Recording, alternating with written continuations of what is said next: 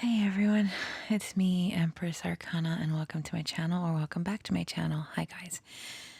So, this is not really a twin flame update, but it is twin flame related, and I wanted to actually do a video or whatever, So, how are you guys doing? I hope you guys are doing well.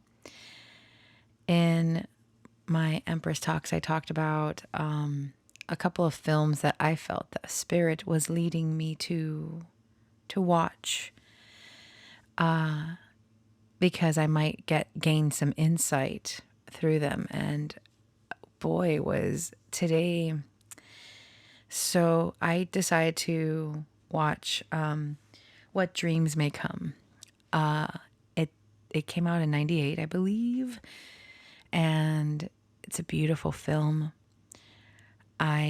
I'm glad I rewatched it because when I watched it, I was very young. My mom was watching it, and I didn't see.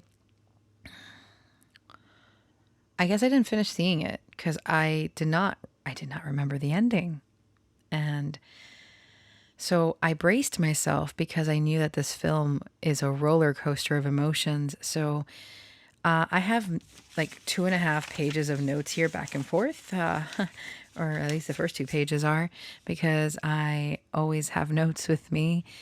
And my hands are actually full of ink because as I get very passionate about my note taking, and my pens sometimes just kind of like they can't take it for some reason. They're like, oh God, she is writing so much. I kind of go on autopilot and start jotting down. And yeah, I'm that weird person that my books actually, I know that this is a bit blasphemous for some people.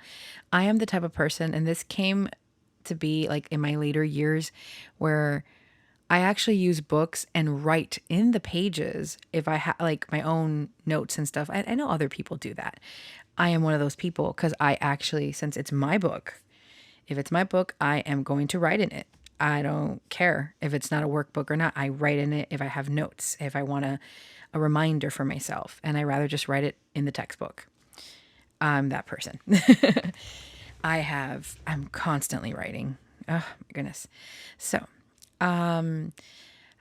fair warning, if I don't think I'll be getting too emotional because I literally feel I had an emotional and spiritual enema as I watched this film, because I couldn't even watch it. Like, I couldn't sit and watch the whole thing. I had to pause several times and burst into damn tears and cry and scream and feel like I was going through a freaking psychotic break because of how much I resonated with a lot of its themes. And it's also with I just don't know, it just hit me so hard. it I'm glad I watched it. I It's one of those moments that it's like that your intuition telling you to do something or whatever, and it's so on point. And I will say that it was a roller coaster, a journey. Oh gosh, that whole film. But it was, wow. It was so painful to go through. So painful. But the ending was so rewarding. It was so beautiful. So I will be discussing what I have in my notes. They're all scattered and whatnot. So even if you haven't seen the film, I'm just referencing certain things that were said and giving my thoughts and opinions on it. Some things I might not even remember why I wrote it to begin with. So forgive me for that. When I go into rampage mode and start taking notes, I kind of lose myself. I go into a meditative state and I just kind of like jot it down and whatever. Much like when I go into like automatic writing state, that's kind of the same thing, but I'm not trying to channel, I'm just writing. So yeah, there's that.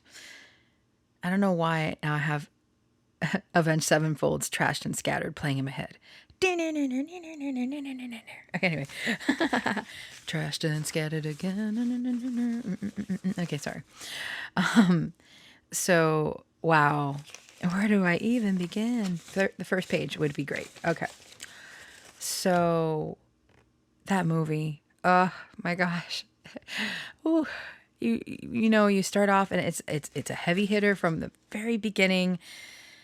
The kids that die, and then the husband that dies, and then it's just this whole thing. It's so much stuff. Where's my water? So I start, I guess, the note taking for after the husband passed away, that in that accident. And I started taking notes from where the wife, she's a painter, and I believe it was her therapist, my doggo, or something.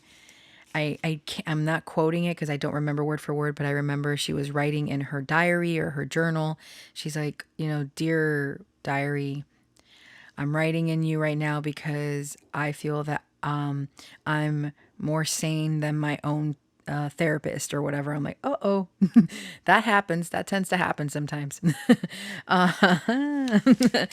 So that part was very emotional for me because she's writing, and you have Robin Williams' character. She calls him Christy, so I'm just going to call him Christy.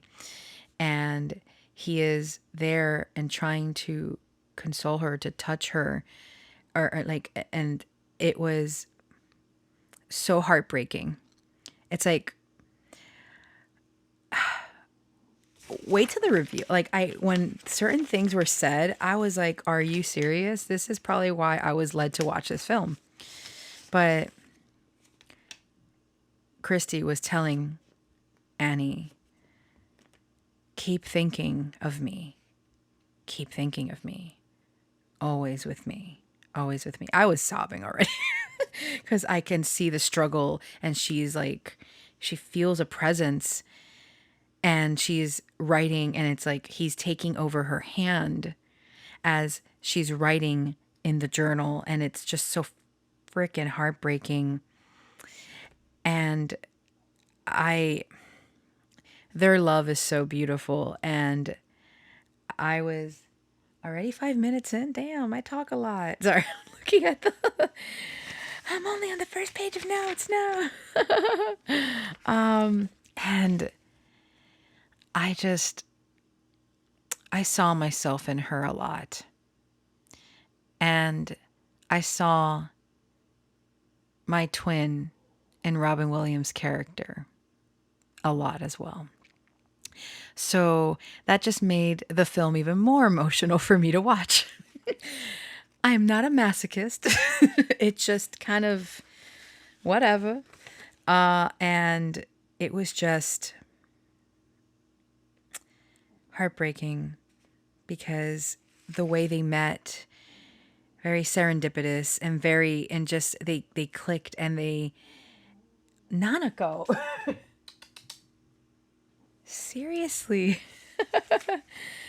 And then going into further, but that scene broke my heart. It was just, she starts breaking down because it's like she feels that presence and the writing on the journal and everything, but she feels like she's going crazy.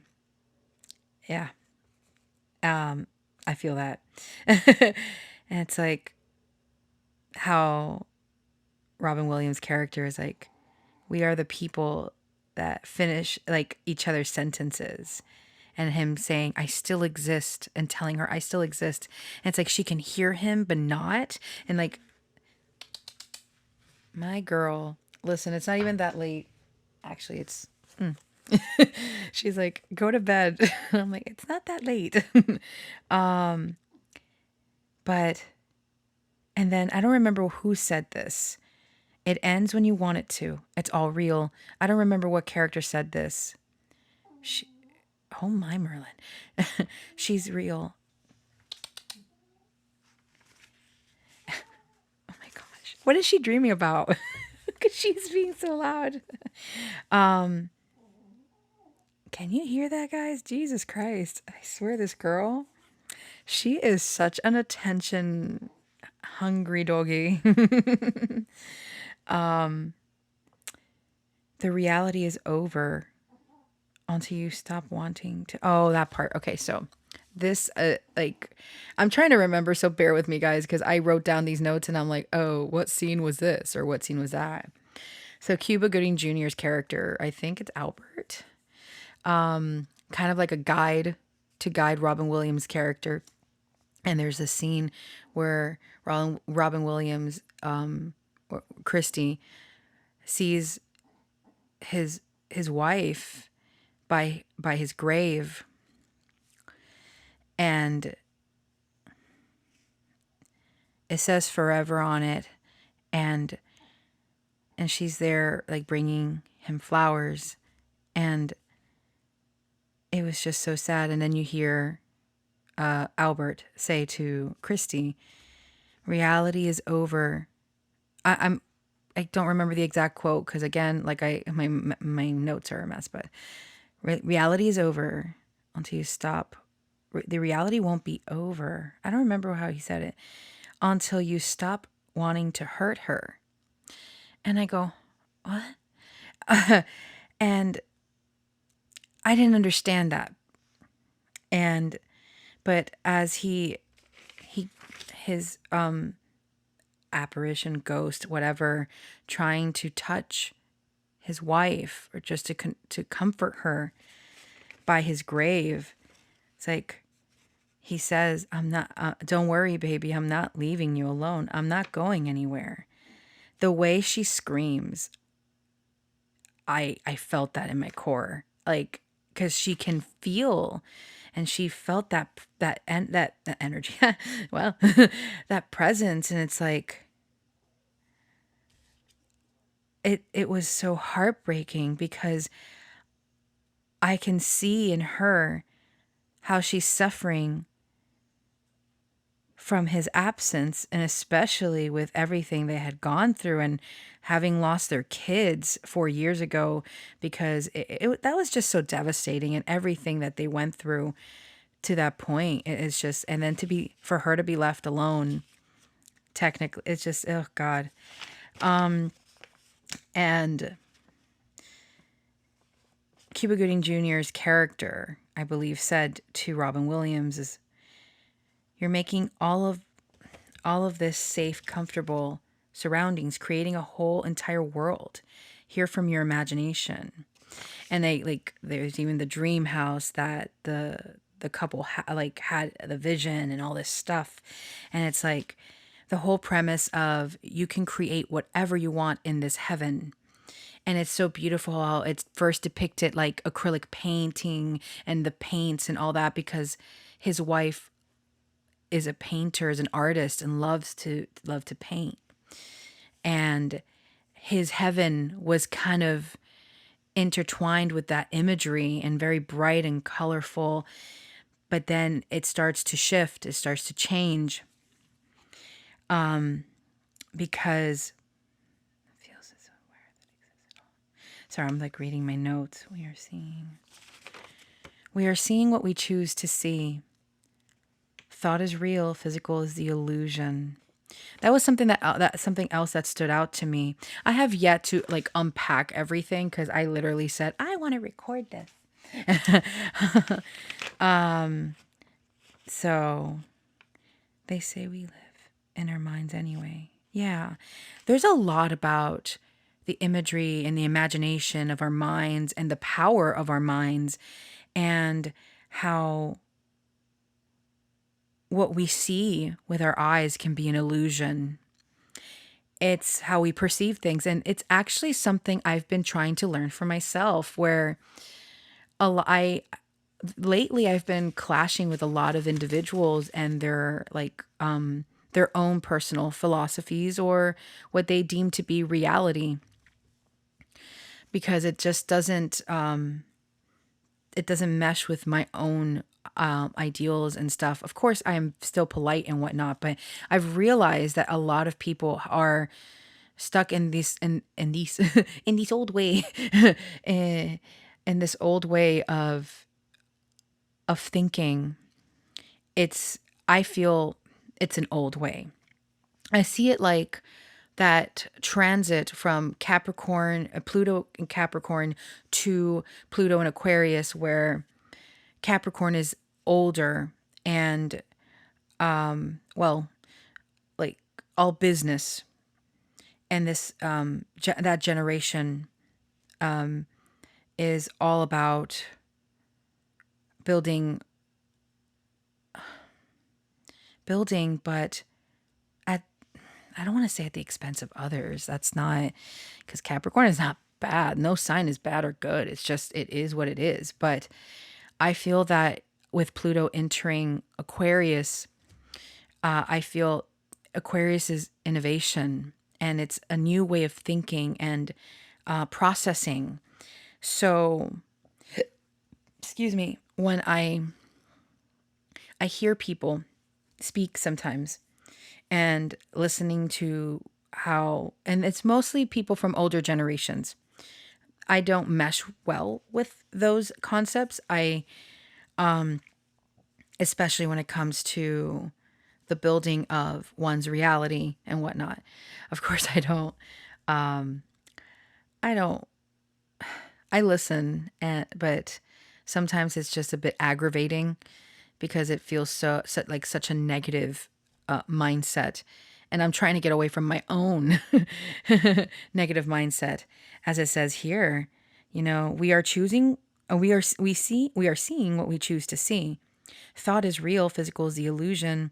So our thoughts can become real, and they can manifest into the physical. And it really depends. It's an interesting concept that I'm still trying to, like, because some things in the film were like, I have not read the book. I don't know if, I mean, I would love to read the book. But there's just so much still to unpack. But yes, I talk too much. Okay. I'm looking at and it was just, there was this part that was also so beautiful as she was painting another part of this canvas that she was like putting together, that she hadn't done this part like after her husband passed away. He hadn't seen it, but it was, and this is what got me. She was painting this tree, like this purple tree or something, and it appeared in in Christie's heaven, appearing there. And it was just, as she's painting, she was saying, having you with me like this keeps me happy. Why do I believe you can hear me? So it's that connection, even though, and this reminded me so much of the twin flame journey, which this is where it gets like, oh my God, this was actually said in the film. But it, I've thought about this a lot. In fact, I brought it up at some other point in maybe another twin flame update. I want an opportunity to experience these things with my twin, and death is something that is inevitable. And Nani. Anyway, Cuba Gooding Jr.'s character talked about, it could be that you guys are twin souls, and that is why, yeah, he said twin souls, and he mentioned soulmates, but then he mentioned twin souls, and I was like, you're talking about twin flames. Oh my God, this film. I was like, no way. Nani, hi baby. Oh, you so precious, my love. My little freaking bread loaf. She is so cute. All right. Twin souls, apparently, even in death, you are reaching each other through. He said, you're reaching each other through her painting. And that, because twin souls are tuned into each other. No matter where, ow, excuse me, I got excited and I hit my mic. It's like, no matter where, no matter how, there is that tuning into each other's frequencies and feeling each other, right? And in this case, it's freaking heartbreaking because one is dead and the other one's still in the land of the living. And it's just like, oh my God, help my emotions. I saw that as a sign, a reminder. And this is even before like the whole, like everything else from my notes, but it's like, I'm not meant to give up on this journey. And it's so cool how I wrote that. Like I wrote my little personal notes in parentheses, but, because that is a very important lesson in this film. And I'll get into that now. So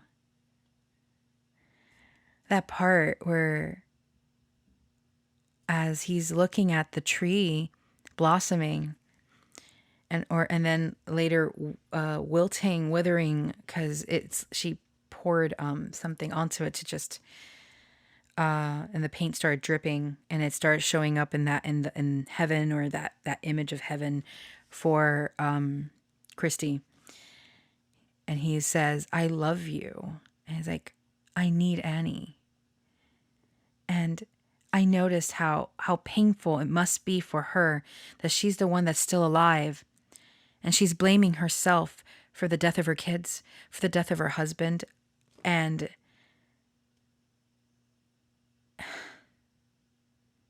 she's, I don't remember if it was her that said it. Yes, I believe. I don't get to say goodbye. That broke my heart. And she says, across whatever distance,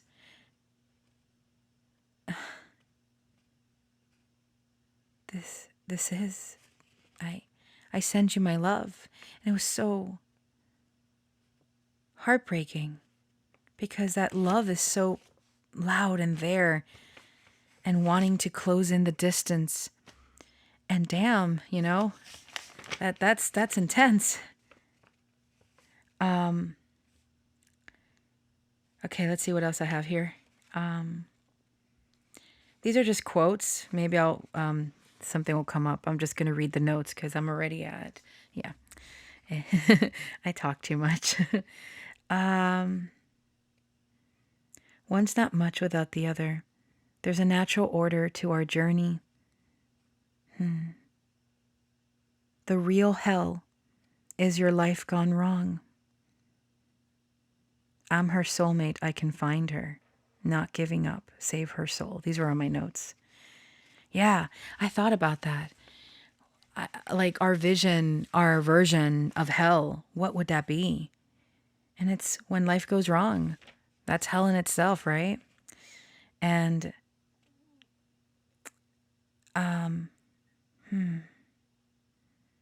no thing. Oh yeah, this is already, damn. Okay, I skipped the last stuff, but that's okay. Yeah, this is already the part where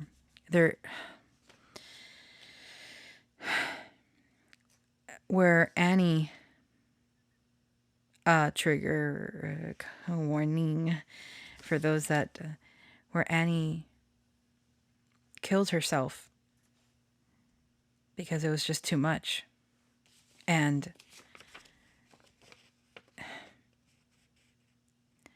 they were talking about how it is different for souls in the film when they go to hell as opposed to heaven, and when it's a suicide, it is a different kind of hell as it is for every other, sin or whatever in that. And it was very sad when Albert, Cuba Gooding Jr.'s character said, nothing will break her denial. It is stronger than her love. I don't know if it was Cuba Gooding Jr. that said that. Was another character. I forget. Doesn't matter at this point, but it was said. and that's where it's very interesting. I'm her soulmate. I can find her.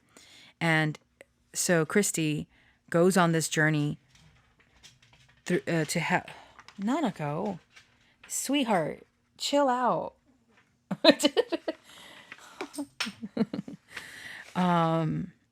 Sorry, guys.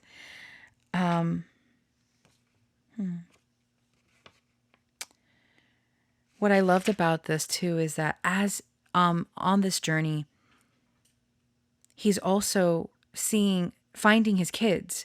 They're not in the form as of his children, so he's going through his memories and such, and unlocking it and seeing through the facade of whatever image their child is portraying in that heaven. And it was so beautifully executed. I can only imagine the book is even more heart wrenching, but it was very beautifully executed. So yeah, it was beautiful. The way that it's beautiful because Robin Williams' character, as the role of as a father, he was working all the time, but he just had a different perspective, but he cared about his kids. And it was something that there was miscommunication and a disconnect. Like for his son always felt that he wasn't good enough, that he had to live up to the standards of his father. And at the funeral for the kids, oh God, it was heartbreaking. It was just that speech that Christy gave about his son. I don't have the whole thing written down, but it's like integrity. He's a guy women want to be around too, because there's tenderness and respect, loyalty, courage, and women respond to that. That kid knows that his dad really sees him. There was more. It was just a beautiful speech about what what his son. He was basically envisioning his son as a grown man with a family and all that, everything that he didn't get to see because his life was taken too soon, you know? And it was just, oh, my heart. It was just, so seeing Christy's character, Nanako, what is wrong, honey? She is like, baby, I'll take you out now again. I took her out. I'm sorry, guys. Oh, she wants attention. My baby. So it was, sorry, I got a little emotional.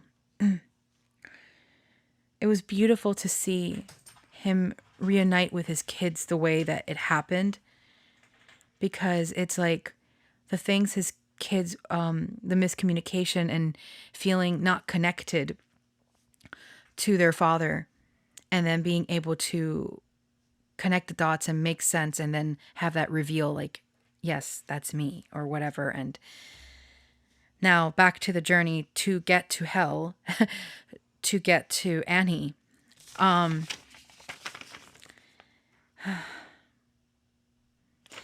It was interesting because after the kids died in the car crash, Annie wasn't doing good. She was in an institution, and she always wondered why Christy didn't go crazy like she did. And it was just interesting how it's like, I wanted to be strong for us, right? And she goes, yeah, life goes on or not. You chose life. And it was just beautiful, like the memories. And there was just something that reminded me of something I wrote as well. It was just so beautiful. And something, it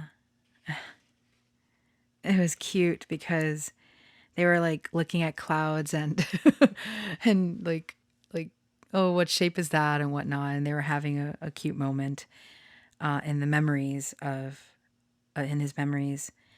And It was like something about going to a dance. It's like, and Robin Williams' character is like, I don't like dancing. It's like, oh, come on. And then she goes, it's just that when everybody's dancing, you know, I'm all alone because, she goes to the dance and whatnot. And I don't know why I don't know. It just stood out to me. Another part where it's just that they're just close together, and it was just it was really sweet. Like Christy lying on her lap, and she was just running her fingers through his hair, and it's just very sweet. And I remember her saying at some point, "That's my role, to bring adventure into your life."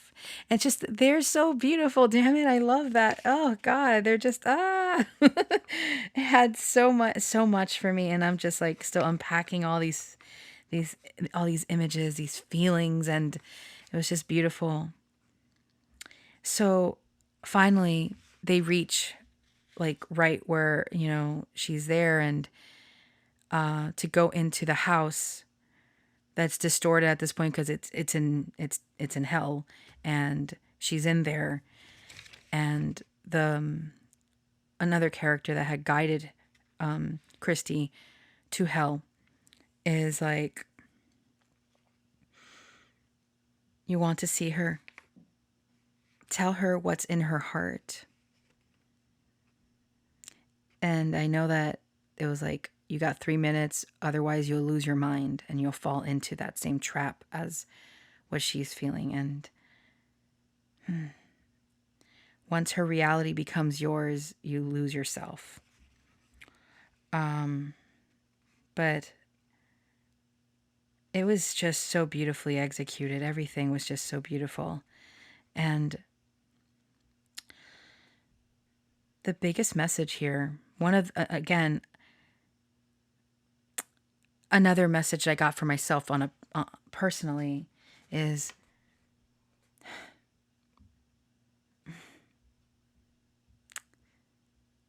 my love has to be stronger than the distortions in my mind, and never give up. Because right now I know that on a personal level, I'm going through a lot of things, and I don't want to destroy myself. And that could be in many ways. I don't want to do that. Again, I saw a lot of myself in Annie. And it was just a lot, I guess.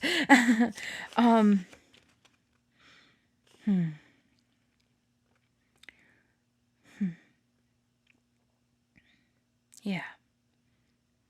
What's true in our minds is true. Strong, not giving up. Sorry, I'm like looking.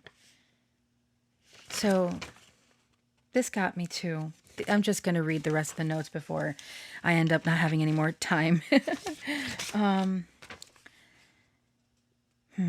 What's true in our minds is true. I left you alone. Robin Williams Christy talking about him, because at the part where he has that time allotted to be able to snap her out of the of the cycle that she's in hell, which he was warned that he will not be able to do that, but he's trying, right? Never give up, right? So Christy was talking about himself, but to his wife that didn't recognize him at this point because she's, oops, excuse me again.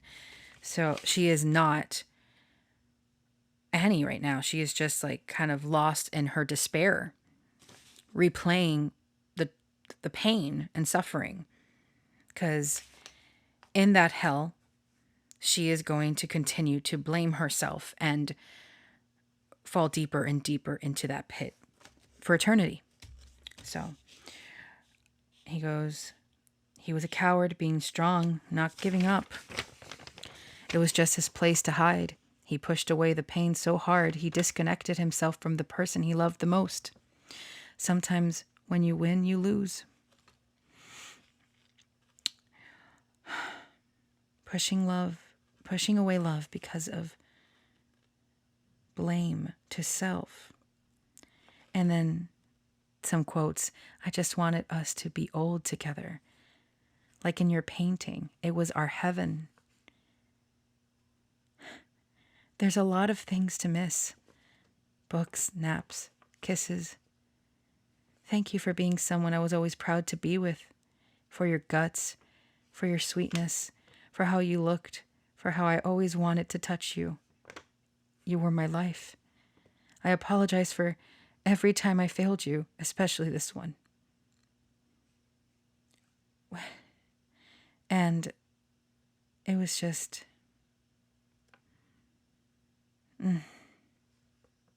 That was Christy talking to Annie. But then he leaves because he's about to lose himself in that despair as well. So he goes to the guide, to the one that led him to hell, and says, would you tell my children I love them and that I will not leave their mother? And it was so heartbreaking because she snaps out of it eventually, but he's losing himself. And it's just like, anyway. Oh my gosh. If you guys are still with me here, thanks. I am just all over the place. I'm just literally blah, blah, blah, blah, blah, just all over. I just wanted to talk about this, I guess. Now, but we'll be together where we belong. Good people end up in hell because they can't forgive themselves. And she goes, for killing my children and my sweet husband. And he said, no, for being so wonderful, I'd choose hell over heaven to hang around you. Don't give up. That's like, oh my God, this movie.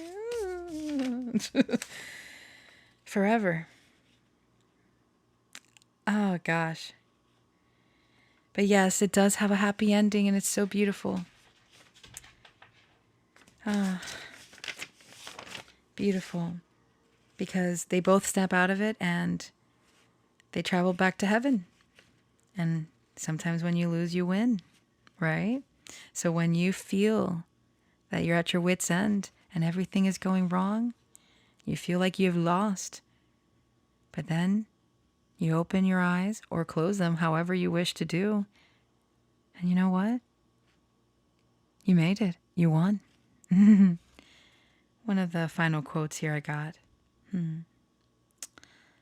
Travel here is like everything else. It's in your mind. All you have to do is close your eyes. If you know where you're going. Looks like we did. They journeyed. It's so cute. They made it. They made it. And the most beautiful bit of this, which is what got me my heartstrings, and it's beautiful. So the film does have like talk about reincarnation, you know. And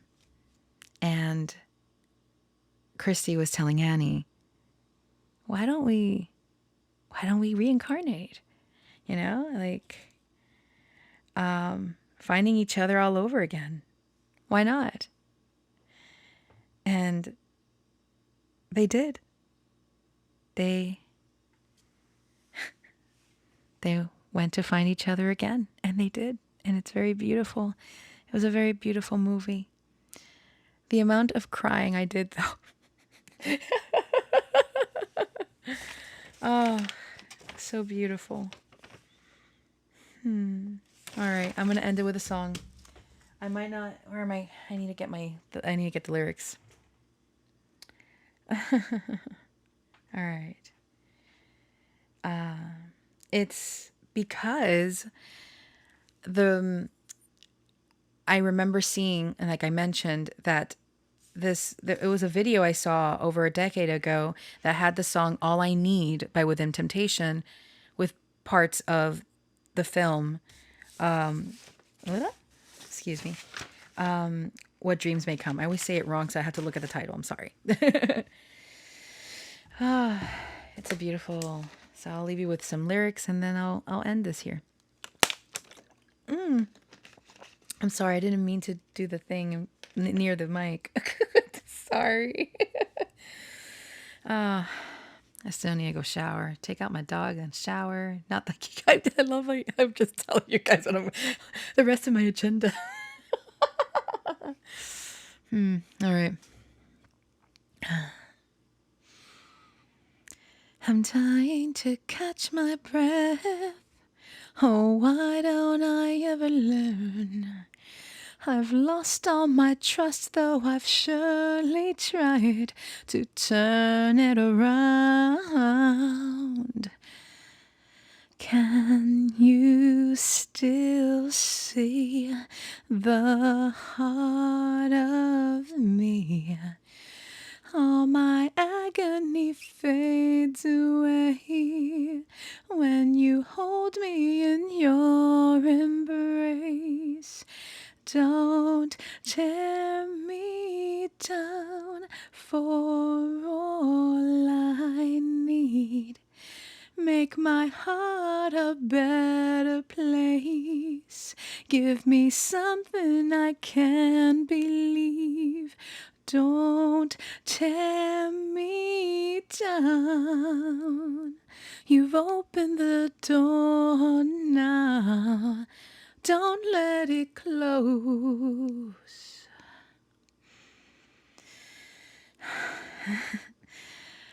I'm here on the edge again. I wish I could let it go. I know that I'm only one step away from turning around. Can you still see the heart of me? All my agony fades away when you hold me in your embrace. It continues. It's the same. Make my heart a better place. Give me something I can believe. Believe. I don't know why I said it like that. Believe for all I need. Anyway, all right. All right, guys. That's it. I'm sorry. That was all over the place. It was emotional. I can't even speak. I'm telling you, it was an emotional, spiritual enema. It was a lot. And I still have a couple of other films that so maybe I might post another one depending on how much it impacts me. This one did impact me a lot, so I was like, I got words. I got stuff to say, even if I'm all over the place. If any of that was resonating or hit, I'm glad. I'm glad I can help in any way. All right, guys. I love you, and on to the next one. Take care. Bye-bye.